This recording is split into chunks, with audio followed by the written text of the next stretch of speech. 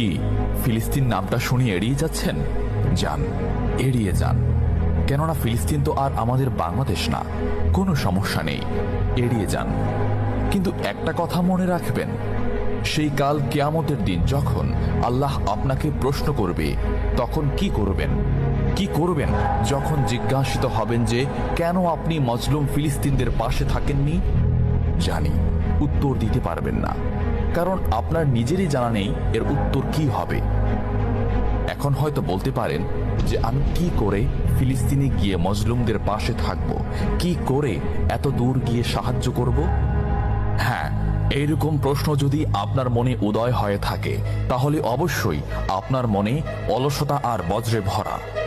এই আধুনিক যুগে অস্ত্রের চেয়ে পাওয়ার হচ্ছে মিডিয়া, তাই মিডিয়ায় বেশি বেশি করে তা প্রচার করুন। হ্যাশট্যাগের মাধ্যমে প্রতিবাদ করুন। এই ক্ষুদ্র প্রতিবাদ একদিন